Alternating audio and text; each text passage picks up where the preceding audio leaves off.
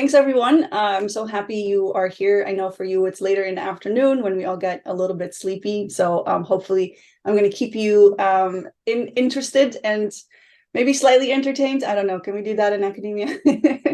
But I'm very happy to be with all of you. I was just in Europe this summer and I miss being there, although living in the United States has also been definitely a delight in different ways. So yes, I want to talk more about Muslim evangelical interfaith programming, or how do people change, right? And I want to share a little bit of my backstory of where does this even come from? Why am I interested in this topic?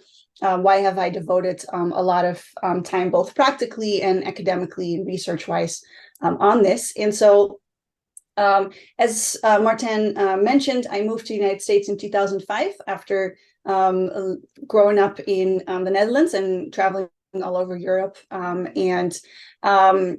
I grew up in an evangelical community in Europe, and I thought going to the United States that would be very similar. And it has been a bit of a learning curve to understand the community there.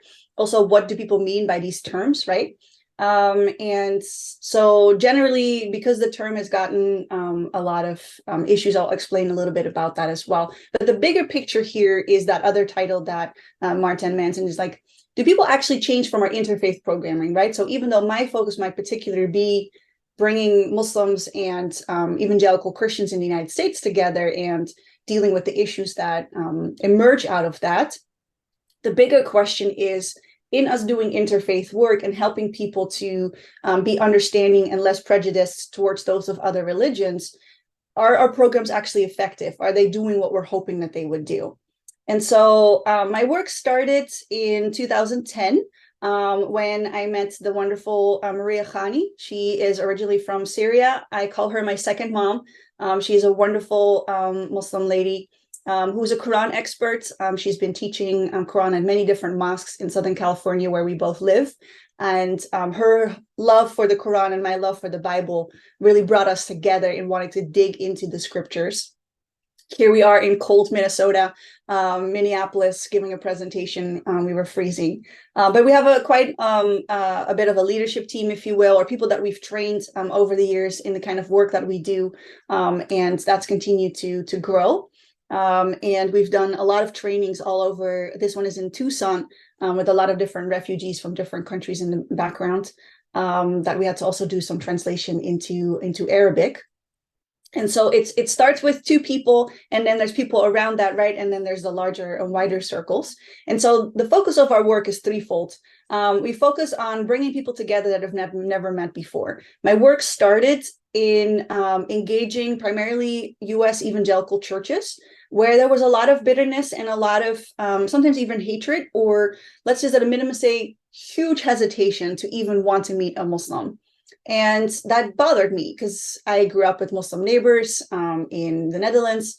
I had a lot of Turkish friends in class, and we would do a lot of travel, right? Our family growing up. And so I was surprised to find some of these people in churches that, and I think I didn't also realize as much how deeply ingrained the bitterness and the pain of 9/11 among Americans was compared to me as a European. And so we started this kind of work where we need to introduce people, like just make a Muslim friend, and then maybe things will change, right? And we do that over meals, as you can see here in homes. We've also done it through huge events where we play icebreaker games. This is one of the largest we've done with 175 people in Pasadena. And we kind of call it speed dating for a friend of the other religion. And so it's not about sage on the stage with a lot of talks and dialogue and people just kind of sit and absorb, but we put them to talking at their round tables with icebreaker questions and games. And then hopefully people walk away with a friend, or at least less prejudice. And so we do these small events in homes, Ramadan dinners, Christmas dinners, and then we do these larger events. And then we have a lot of trainings. And so once people start becoming friends, we offer what we call peace training, where we dive deeper into the what, why, and how of becoming friends with someone of another religion, talking about the big questions. And so over the years, it's definitely gained a lot of momentum. Some Ramadans and Christmas were extremely busy, where we would be, Muslims would sign up saying, send any Christians my home. Never met them before, but my home is open, and then for us to arrange all of that, we would sometimes do 24 dinners over the course of 2 or 3 weeks, the first 3 weeks of Ramadan, and then the 2 weeks leading up to Christmas. And a lot of connections were being made. And so it was a lot of fun. As you can see, we've done a lot of this kind of work. But then I was surprised sometimes to see, are people actually changing? And so we're going to get into that. Here's some other pictures from other locations. We've done training in Anaheim, St. Louis, Minneapolis, Tucson. As I mentioned, we've had people did it online as well, and dive deeper into training also people that were running some of these groups, the questions that would emerge. And this we built some kind of funnel system, if you will, of people being connected over mixers, dinners, and work or school, and then going through training and friendship groups starting, deeper training, scripture studies, leader trainings, and then initiatives being started. So this is a bit of the results of the work that we've done. Various initiatives have come out of that from people being introduced. And a lot of the work we're doing is now also international. We do quite a bit of training in the Philippines, for example. So what does all this mean, right? So this is the backstory of why I was interested in this kind of work, bringing people together, seeing people change, and then seeing some people not really change or change in a different direction. And thinking, I thought just bringing people together, just giving them the right kind of training, this is going to work, right? And so I wrote a paper that I presented this summer at the Oxford Center that I want to walk you through in more extensively. And so I'm going to go over the introduction, the problem of Islamophobia, prejudice, right? Prejudice rates, specifically towards Muslims, specifically what that looked like in my work and my research among evangelical Christians, but then drawing larger implications from that in the study of prejudice overall, its relationship to behavior, and how do we reduce prejudice among people? Do prejudicial views that people hold lead to specific types of behavior, right? Because often we think, hey, you say these type of things, will that also result in these behaviors when we're in us changing minds and hearts? Does that also change behavior or vice versa? And what do we really know about the effectiveness of prejudice reduction programming? All right. So, and that's the key question in all of this. What do we know? What more do we need to know? What more research needs to be done? And where do we go from there? So introduction. Why is this topic important? Islamophobia, as may not need to be mentioned with this audience, but we all know it's very dangerous, right? It has severe effects on people. We just had, I'm sure you saw in the news a couple of weeks ago, a neighbor from a Muslim family here in the United States came into the home and stabbed the mom and the son 26 times, right? And the little boy died. And this was all with him being angered over what's happening in the news in the Holy Land. And so we see that this leads to killings, right? Islamophobia, when people are angry at Muslims or fearful of Muslims. It breeds prejudice and discrimination. So it creates hate crimes, including murders, as we talked about. There's a famous story of Dia Barakat's sister, who has a very well-watched TED Talk that is literally titled "Islamophobia Killed My Brother." And so she shares the whole story, also neighbor that did this, who shot her brother and his wife and her sister, execution style, in their home. And it is also used to justify wars, in that we are having a reduced understanding, a dehumanizing understanding of the Muslim majority world. And it breeds apathy to stop wars from happening because of this prejudice that exists towards Muslims among non-Muslims. And so, but it's also very dangerous to people that are perceived to be Muslim, but not actually Muslim, right? We've seen this a lot with the Sikh community, in that they're also receiving attacks because people don't understand that their turban isn't a sign of Islam, but a sign of their religion. But also people of color in general. And again, I speak for the United States context, but I know that this is a problem around the world that's also, for example, impacting Arab Christians or people that are perceived like to be a Muslim because they are a person of color. And then lastly, the third point is that Islamophobia, it harms societies and the people in it. And so what research is actually showing that prejudice, hate, and negative feelings towards another group of people, it actually has an effect on the health of the person. Breeding these kinds of emotions is not good for our bodies. And it can aid people up inside and make them less healthy, but also it has an impact on politics and beyond that, right? So not only does it impact the people that are the prejudices towards, but also the prejudiced person themselves. There's a lot of research in this area that this is unhealthy for the individual as well as for society. And so here's some research that came from the Institute for Social Policy and Understanding, ISPU, that says Islamophobia is bad for everyone, right? Some of these things that I've already mentioned, in that it leads to a spread of discrimination, but also internalized shame. And so ISPU does a lot of research on the effects of Islamophobia on Muslims themselves. And so, for example, one of my Muslim friends here in California will say that her son is fearful of telling his buddies in school that his full name is Muhammad, and so he goes by Mo, right? And so she's trying to help him to be proud of the fact that his name is Muhammad, because of the honored prophet, and yet he doesn't feel that he can do that. And so it leads to this kind of internalization as well that has a negative effect. And so what we then need to talk about is, okay, what does this look like in my research? I'm looking specifically at North Americans that consider themselves evangelical. What was Islamophobia look like in that particular group? And so for that reason, we need to understand who are evangelicals. So let me just briefly catch you up on that. The latest research shows that between 1/3 and 1/4 of the US population considers themselves evangelical.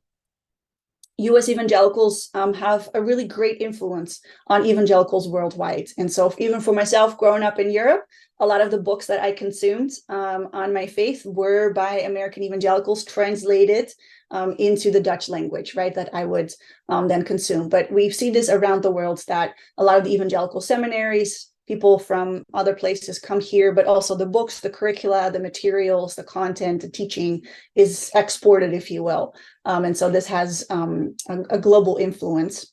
It goes both ways, of course, as well, but we're talking mostly about US evangelicals.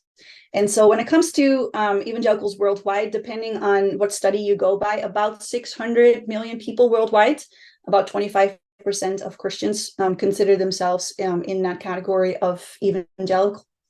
And of all the groups in the US, here's where we head to this research. Evangelicals actually have the highest rates of Islamophobia. And so this has been every single study that I do, no matter how well or not well, potentially the way that the polling is being done, consistently throughout whatever polling system or whatever research system, if there is a category where people can check the box evangelical, that group has the highest rate of Islamophobia compared to all other groups. And so this is a problem, right, that living now in the United States, I feel I need to take seriously and focus on. And so lastly, there's only a handful of studies that look particularly like, why are Islamophobia rates so high among evangelicals? There's a lot of speculation around this topic, a lot of like, might be because of their political leanings or might be because of this or that, right? Which kind of essentializes the problem. It doesn't really get to the root causes of it, I think. And it's too easy just to go, well, the majority of US evangelicals that get to vote, they vote this way, so that must also mean X, Y, Z. That's not a right way of looking at prejudice. It may be an influencing factor, but no one's actually done empirical research to really try to understand this more fully. And so this is one of the things that led me to my PhD research.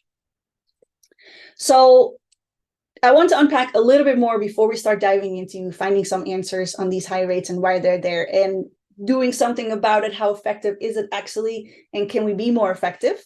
In that we also need to discuss this term Islamophobia, because fortunate or unfortunate, there isn't always a full agreement on the definitions. And so it's important to increase scholarly interest in this topic. And therefore we need to agree on a definition of it. Also, a lot of the definitions when it comes to Islamophobia, they can be focused on the individual aspects of people having fears of Islam and Muslims. And yet it's also very important to look at, what does this do system-wise, right? From a more sociological point of view, what are different kinds of laws and policies that are impacting systemic Islamophobia rather than just the individualistic version of it? And so I tend to, in my work, go by the definition of Beydoun from his work in 2016. It's in the Law Review that has continued to be worked upon by other people. He wrote an article on Islamophobia towards a legal definition and framework. And he argues that we need to go beyond Islamophobia to only mean the fear and dislike of Islam and Muslims. And as you can see, he's coming from a law perspective in that, which is, he says that laws and policies, they are the process of the dialectic by which state policies targeting Muslims endorse prevailing stereotypes and in turn embolden private animus towards Muslim subjects. And so what that means is that just the individual prejudice on a local basis isn't the only thing that's impacting all of this. If this is existing in society on a larger perspective, and it's also codified into certain laws, right? But we see in the United States the anti-Sharia bills that we had for a while, as well as Muslims having trouble building mosques, but also being profiled by law enforcement, as well as policies, for example, with Trump on the Muslim ban of immigration and other levels. This shows that this is kind of in the waters, if you will, society much larger than just harbored in people's hearts. And so he identifies three realms in which we see Islamophobia emerging. He says the private Islamophobia, which I've already mentioned, right? The fear, suspicion, and targeting of Muslims or perceived Muslims. Structural Islamophobia, this is the process by which state actors perpetuate fear and suspicion of Muslims through enactment and expansion of formal surveillance, profiling, and immigration policy. And then dialectic process, this is by which the state policy shapes and endorses popular stereotypes of Muslims, of Islam and Muslim subjects, emboldens private violence towards bona fide and perceived Muslim subjects. This is again what we saw with the stabbing of the young Muslim boy and his mom that was coming out of there's all this news that's happening, right? And then this neighbor that they've been friends who'd actually also been watching that child and be a babysitter to him, you know, all of a sudden, how does this happen, right? How does this lead to these type of things? And we also see, especially in US politics, it helps during, we actually see that hate crimes towards Muslims and the mentioning of Islam and Muslims negatively in the news increases around election times. And so, as you probably know, the United States is in election season every 4 years. Nonstop news, nonstop verbalization of these types of fears. And hey, if you vote for me, then XYZ, right? It gets votes. And so it's politically expedient sometimes for individuals to talk in this way. And the organizations that are taking in the reports of hate crimes always see an increase around election season. And so that's structural, right? That's larger than just individual. So his conclusion then is that the spirited debates between scholars and activists center on the connotation of the term, its efficacy, and whether alternatives such as anti-Muslim bigotry, anti-Muslim racism, or Islamo-racism are more precise, practical, and effective tools for characterizing fear, suspicion, and violence towards Muslim subjects. So the whole discussion around the term Islamophobia, is that the really right term? Is it truly a phobia? Is it this or that, right? There's endless articles on this topic. And so he kind of talks about, okay, these alternative terms can sometimes also be used. However, other people that continue to reflect on that, I appreciate this quote, who says that argumentation isn't entirely helpful because the fact remains that however the phenomenon is defined, it is affecting ordinary people in the streets of various cities across the globe every day. And that no matter how we may feel about the word Islamophobia, it is not going anywhere. And so if you prefer other terms in my paper, I use anti-Muslim racism and these other terms that Beydoun is identifying interchangeably. But unfortunately, there can be endless debates on whether or not it's the right term. Ultimately, what we're looking at, what is the impact of this, right? How are Muslims or those perceived to be Muslim treated in the way, whatever term we want to use for it, that is more important. And I agree with that. So now we come to the topic of bringing these two elements together. We have a bit of a picture of evangelicals, the size of them, the identification of them. I don't have time to get into all the the details of the faith, but what does Islamophobia among evangelicals particularly look like? And so here we see we have to dive a bit into history. This doesn't come out of a vacuum. It's not all of a sudden in the last, since 9/11 or something. So many people say that's really when it came, but it's actually existed for a much longer time. And so in history, when we are comparing evangelicals to mainline Protestants and Catholics, for example, we do see that throughout history, and evangelicals have been around since the 1730s, they harbor a greater sense of fear and even hatred towards Islam. And so there's a long history of this. Godard argues that the reasons are cultural, religious, and theological in nature. He says the fact that evangelicals hold an exceptionally high view of the Bible and Christ, and thus the Quran, and a Muslim view of Christ become a challenge to those beliefs. That's his argumentation.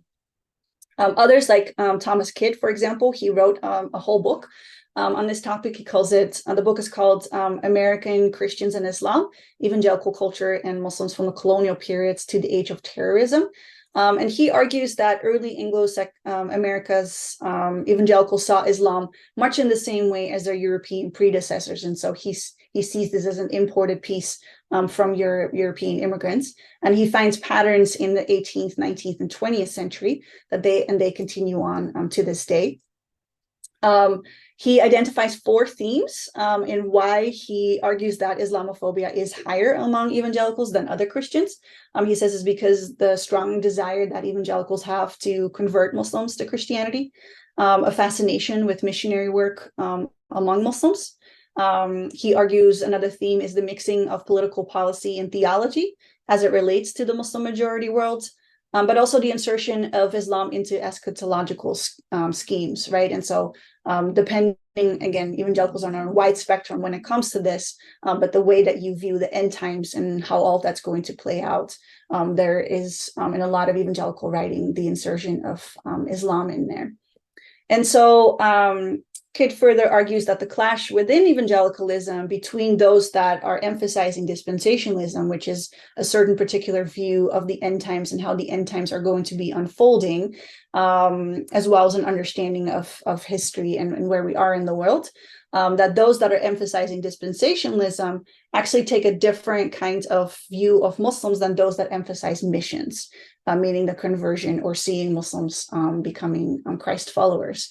And so what's interesting is that the latter group, missionaries, are actually more favorable in their view of Muslims compared to those that are primarily focused on dispensationalism in the end times, and that the latter caution actually against the demonization and the call of deeper appreciation of Islam's positive characteristics. So when you take these two groups within evangelicalism, which it's not a monolith, you see that those emphasizing dispensationalism actually tend to have far less favorable views of Muslims, and those emphasizing the importance of missionary activity among Muslims have a large tendency, of course not all, but generally speaking in that group, there is a big push against the demonization of Islam.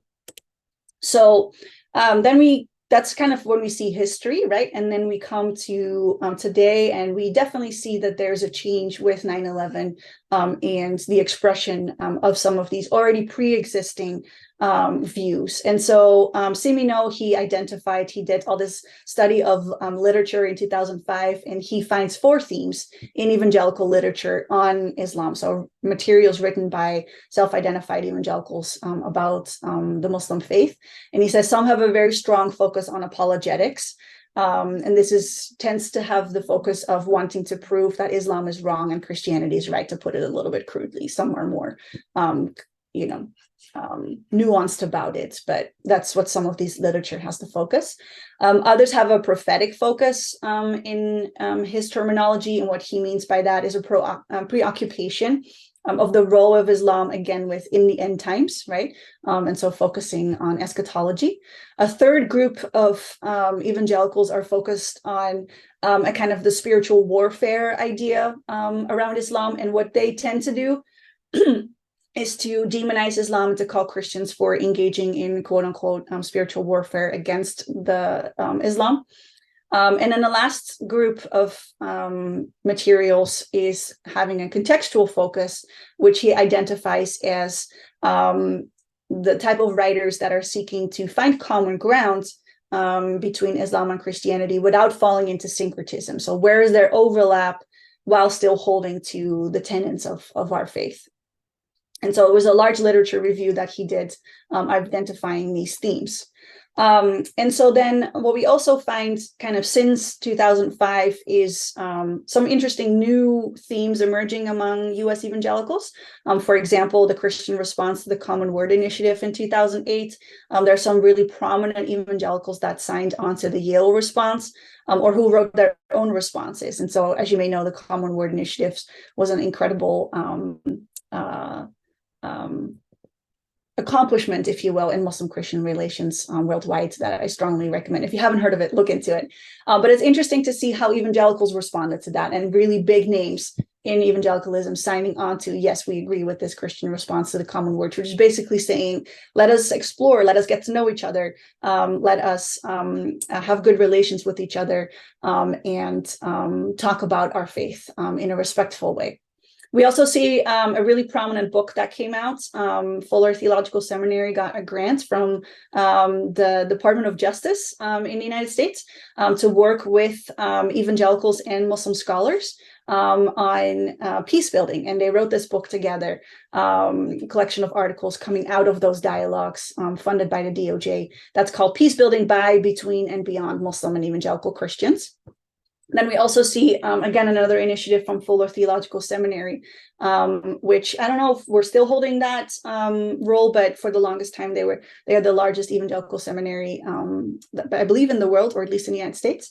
But they came out in 2010. They started the Evangelical Interfaith Dialogue Journal, where it was an evangelical initiatives to engage in the field of interfaith dialogue, which there was a lot of pushback against, but I think they made a lot of strides in that. And we also see, as I already mentioned, some of my own work, but also plenty of other people that do work all over the US in bridge building, interfaith dialogue, peacemaking, and other initiatives in Muslim-Christian relations. And so what does all that lead to, right, when we're looking at that's kind of the academic world, right, and people that are doing serious study. But I'm also very interested in kind of grassroots, if you will, US evangelicals and their engagement with Islam. And so Lifeway did this interesting research twice, asking the exact same questions in 2010 and then again in 2015 of pastors, so people that were running churches. And they find that among mainline Protestant denomination pastors, 32% in 2010. I'm sorry, this should actually say 2015, of course. I'm sorry. Here we go. And so 32%, it kind of remained stable from 2010 to 2015, and having a very negative view of Islam and calling it spiritually evil. What we see that in 2010 and 2015, when we compare the same thing among evangelical pastors, this actually has been higher and continued to increase. And I believe a similar study, not in the same exact design as Lifeway, was again done in 2020. And this has roughly remained the same. More than half of evangelical pastors hold this very negative view of Islam.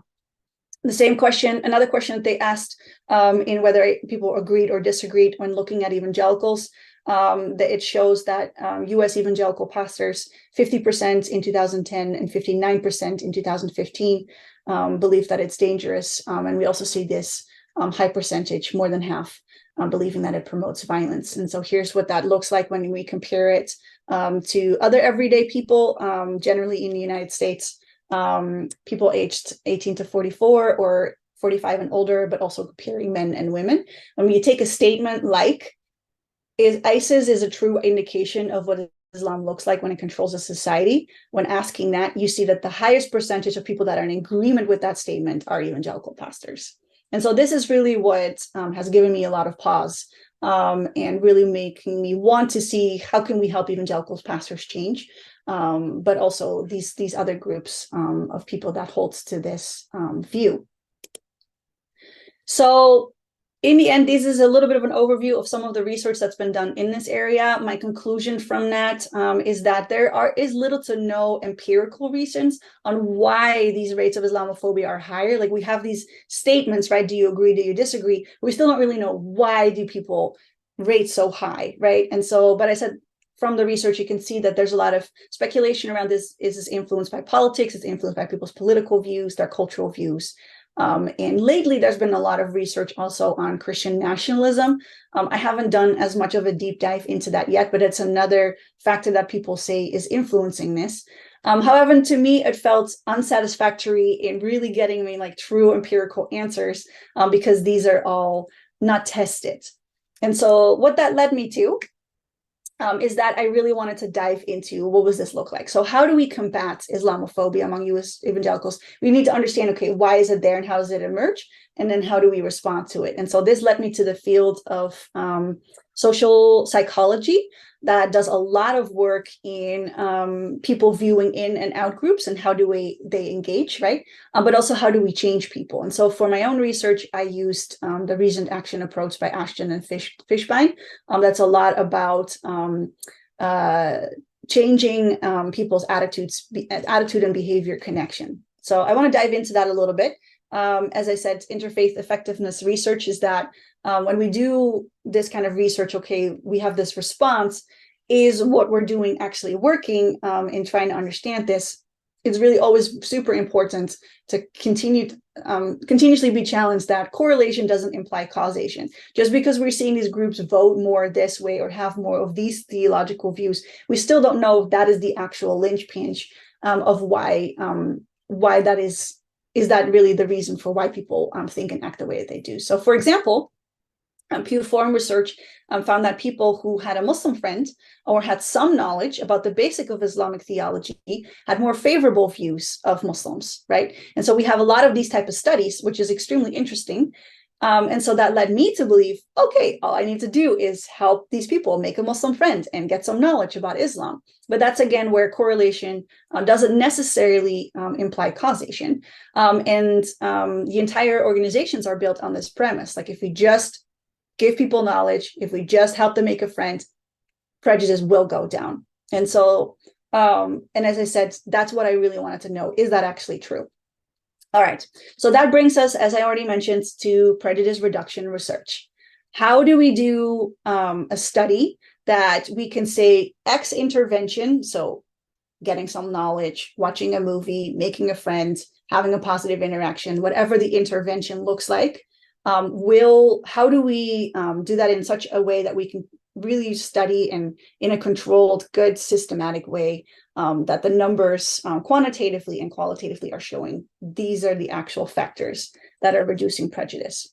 And so generally in a prejudice reduction research, when you look at the field, a lot of studies don't use randomized sampling. And so I made my mistake myself as well, is that, hey, all these people are coming to my these events that we're organizing. We have these massive mixtures. You saw the pictures. We tested people. We had them fill out something before they came and then something after they came. And we're like, yay, they changed because of us, right? However, that's not random sampling because these people have opted into this. They're already coming with an interest to do that, right? That's not helping me get real true data. And so I had to learn a lot about randomized sampling and having a control group. So people that are not going, who haven't opted in, who hadn't had the choice to opt in, but then haven't had the experience, are we seeing them change or not over time? And so the fact of needing a control group is really important in this research. The other piece is that there's a lot of what we call researcher bias, right? When we try to publish, hey, I designed this thing, people changed because I found this, right?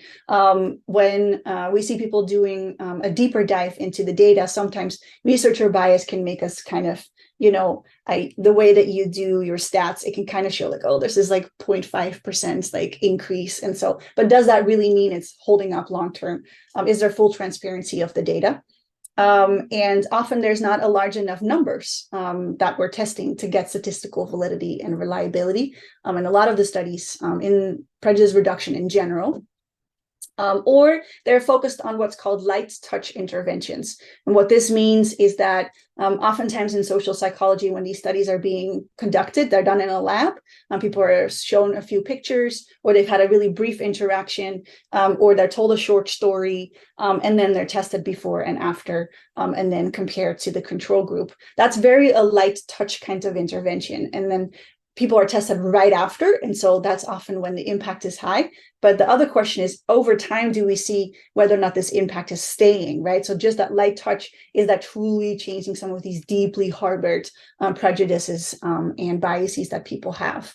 And as already mentioned, the majority of these studies are lab studies rather than real life studies. And so it's conducted at a university with undergraduate students most of the times, right? We don't do a study, for example, with middle-aged people or older adults, or from a real life event. So people that are actually engaging in this kind of work.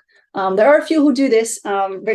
Richard McCollum on this call is a very person that has done some really interesting studies from real life work, right? And so we need much, much more of that. The other issue that we find in prejudice reduction research is that, as I already mentioned, there's little to no measuring of long-term impact. So are we testing people again a year after the intervention or 3 years after the intervention?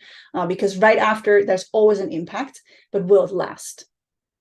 And then the other piece of that is that we often test people's attitudes. So yeah, you had this really positive light touch intervention, and you now have more positive views of this particular group.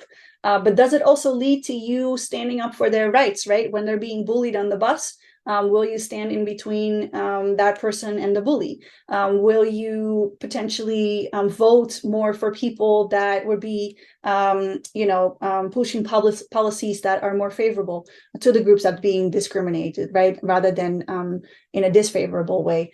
Will it lead to you teaching your kids to make friends with people of another religion? Like, does it lead to actual behavior change? Or is it just like, oh, I have some more positive feelings of that group now? But the rubber really hits the road when it comes to real life behaviors, more than just attitudes and minds. And so, as I already mentioned a few times before, when it comes to applying this prejudice intervention and reduction research, not a lot of this is necessarily applied to evangelicals. And there's also no research measuring outcomes of various programs focused on reducing Islamophobia rates among evangelicals. And so this is the area that I focus on.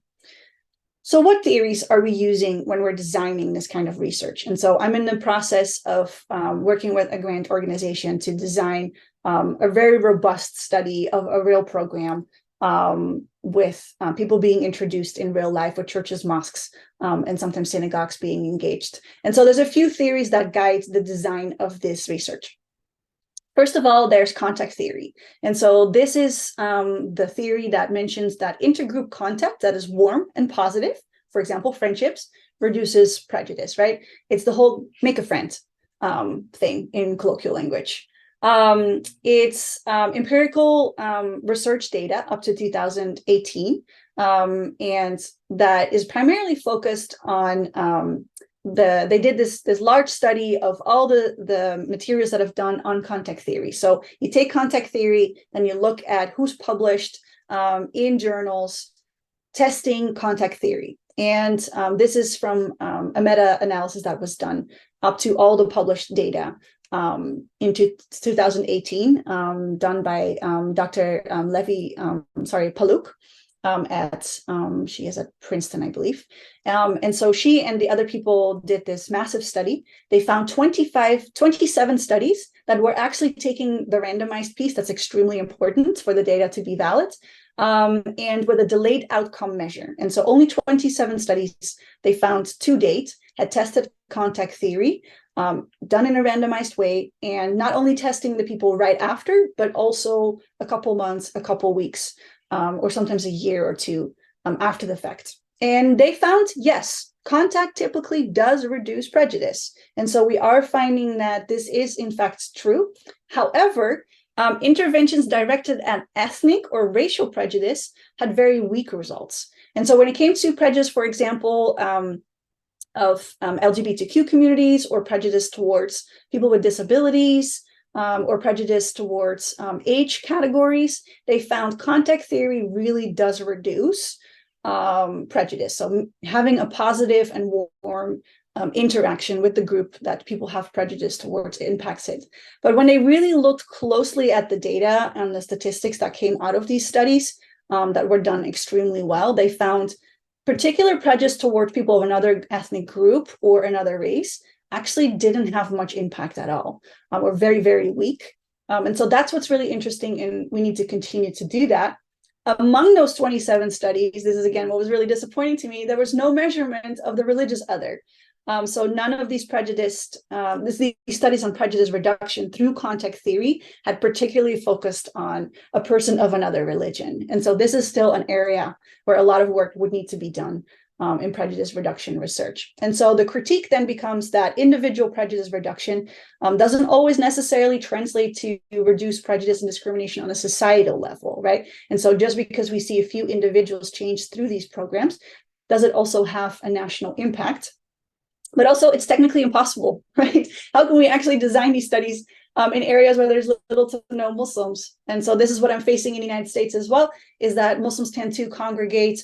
There's a lot of them in Southern California. There's a lot of them in Dearborn, Michigan, in large cities like Houston and Dallas, Washington and other places. In a lot of rural areas or more remote areas, we don't find that many Muslims. Every now and then there may be potentially a doctor that's doing a fellowship there for a while. There may be a Muslim, but in a lot of the areas there isn't. And so context theory can't always necessarily help us to make that connection, right? How can we help people reduce having fear of the other when they can't meet the other because the other doesn't live near where they are? And so in a larger perspective, as helpful as context theory is, and we need to use it and continue to apply it and continue to research it, it doesn't necessarily help with a larger frame when it comes to these potential issues. And also, as I mentioned, it's literally impossible for every single evangelical in the United States to have a Muslim friend because they're compared to the numbers, right? They're outnumbered. So that means that every Muslim would need to have like 10, 15 evangelical friends to help that friend be less prejudiced. So this is not the most helpful way. And so what we then do is something called indirect intervention research. And so what this does is, it's sometimes also called secondary prejudice reduction. Indirect intervention research, what it does is, for example, I often ask my students, can you think of one movie where the hero of the movie is Muslim, practicing, loving their faith, and that person stays the positive and hero character throughout the movie? Not someone that was positive, but then, ooh, they were really bad after all at the end, right? There is none. There's only one or two movies right now, but it's not of a Muslim that's very practicing, because the Muslim is drinking in the movie and having, relations with people outside of marriage. And so generally, I would say most Muslims would say that's not someone who follows all the tenets. But what you then do is a lot of people are working on, can we bring in a side character or a main character in different movies? And that has had a real impact. People have shown, for example, we've seen that with prejudice towards LGBTQ folks, is that having these types of characters in movies throughout, whether it's TV series or others, for many decades now, that has continued to increase, right? And so even if you don't know someone from that community, we've seen that those positive portrayals in media or in songs or whatever is in popular culture, that is an indirect way of doing research to see if people's prejudice is reducing. And that can really help, especially where context theory can't be applied. The other piece, it's really interesting. A lot more work is also being done lately on what's something called secondary prejudice reduction. And what this means, it's a new research from the last decade or so, that if prejudice is being reduced through contact or positive connection with a group that you're also afraid of, or also have prejudice towards, or also have biases towards, it will actually reduce also your prejudice towards a group that we may see as adjacent, whether or not they are. To give you an example, again, from ISPU, I met with Dalia Mogahed. She's one of the primary researchers of that institute. And she had really done this very interesting research that she was presenting just before COVID happened in 2020. I was in Washington, and I don't know if she's published it yet, but she found it was really a robust, very well done study. And she found that, for example, among white evangelicals or just white people in general in the United States, if they made an African-American friend, that not only reduced their prejudice towards African-Americans, but also towards Muslims. Or if they made a Muslim friend, and they may not know any African Americans or Black folks, making that friend with a Muslim also reduced their prejudice towards Black people. And so it's this really interesting thing that if one group has a fear of multiple other peoples, that this secondary impact can happen from reducing prejudice and having contact with a group that is seen as adjacent, whether or not they are, but that kind of reduces that prejudice level. But again, as I said, this has not been applied yet to people that check the box that they're evangelical. So, however, in all my study and all my diving deeper into this, and this all leading to my design of my own research, I do want to end on a happy note. There's two very hopeful and helpful studies that have just recently been published that are very promising in this field. One is done by Sacco and Warren in Kaduna, Nigeria, was published in 2018. The other one is done by Musa in Iraq. It was published in 2020. What they found is they did this really well-designed study. It had randomized and a control group. They did randomized sampling, and they had a control group. They published all their data so everyone could run the model themselves. There was and see whether or not there had been researcher bias in the way that they produced it. And so it done a really, really good job of it. And they didn't only test Muslim-Christian relations in the intermediate, like immediately after, but also long-term. And they also tested for behavior change. So not only attitude change, but also actual behavior change. And so they found longer range behavior change in those that had the interaction with the intergroup context. So the one in Kaduna, Nigeria, I believe the study was designed in a math class where people were doing computer work together. And so some of the Christians, they had Muslim counterparts that they had to do the work together with, and then the other group did not. And then they tested for reduction in prejudice in this interlocking goals of them working together. The study in Iraq was around soccer. And so the Muslim participants that had, the Christian participants that had Muslims on their soccer team, they saw a reduction in prejudice towards them. And those that did not have Muslims on their soccer team did not. However, what's really interesting is that they saw behavior change. And so, for example, in the study in Iraq, they found that people were more likely to have favorable voting, for example, for your favorite person on the team. Muslims were picked in a larger range, and so it had an impact on actual behavior. But they saw that the prejudicial views or the attitude that people hold of how they see the religion of Islam hadn't necessarily changed. And so this became really interesting in kind of seeing, okay, can it be enough sometimes that people's behavior towards other people becomes more positive, but they still hold particular views? Or is that over an even longer range, is that bad?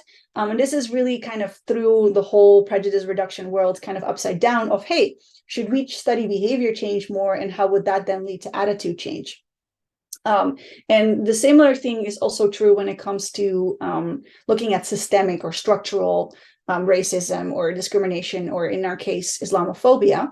To give you one example, as you probably know, in the United States, for the longest time, it was against the law for white and Black people to marry. It was not allowed, right?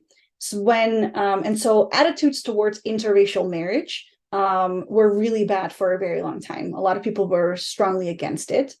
And obviously that also led to the behaviors of, if there were a Black and a white person falling in love, the behavior of the people around them would be to control that and to keep them separate, or to not approve the marriage. Or sometimes, as we know, it could lead to the Black person in this case being lynched, killed, or threatened, run out of town. And so there's a lot of stories of a really bad history of that in the United States. What's extremely fascinating is that even though there was an increase in the civil rights movement, in a lot of visual imagery, and more push for racism and form of discriminatory laws and behaviors to be changed, and seeing in the media more and more people of these two different backgrounds to come together and having loving relationships and desiring for marriage, the attitudes of people didn't change fully societally until it became law that it was okay. And this was really fascinating to see. Once interracial marriage was allowed by law, the negative views of that went drastically down, because now it's law, now it's okay, it's societally accepted, and it was that law change that actually really reduced the prejudice. And so this is what's really interesting about the dynamics of structural and societal elements that impact the individual, rather than trying to change hearts and minds of all these individuals and then somehow society will change. Sometimes society needs to change structurally, and then people's attitudes will change. And we see a lot of the similar studies, for example, in South Africa in response to apartheid. So what does all this mean as we wrap up? Critical next steps in reducing and ending Islamophobia among U.S. evangelicals in my own work, but hopefully some of this is inspiring for your own other areas of interest, is that we definitely need more empirical research on why particularly evangelicals have the highest Islamophobia rates. We have a lot of speculation around this, and all of those could be true, but we need to test it. So I'm working on that. We need more empirical research on what actually changes people. Again, in my case, U.S. evangelicals, we're seeing contact theory definitely has an impact. We see indirect work has an impact. We see structural change in society has an impact, and we see that secondary prejudice reduction. We see some good outcomes of studies there, but we need a lot more of this being done on these particular groups. And we also need to start calling for and funding more empirical studies on prejudice reduction between Muslims and Christians generally, or in interfaith generally. I know that this is Dr. McCollum's heart as well, right? Because this is an expensive, this is not easy to design these studies. It's not, as I said, you can't just go to an organization that does a lot of interfaith work and say, can you have people fill out this survey before and after? It needs to be very well designed for it to have any kind of real meaning. And so we need more funding in this area. And so because, just to not, I guess toot my own horn, but the whole world would benefit from Muslims and Christians getting along. We're 55% of the world's population and projected by Pew to be 65% of the world's population. And so we definitely want to look at all faiths, right? But these are the two biggest ones. And so if these two can get along, it would really have a huge impact on the world. And so anyways, I'll end on that note. I look forward to your comments and questions.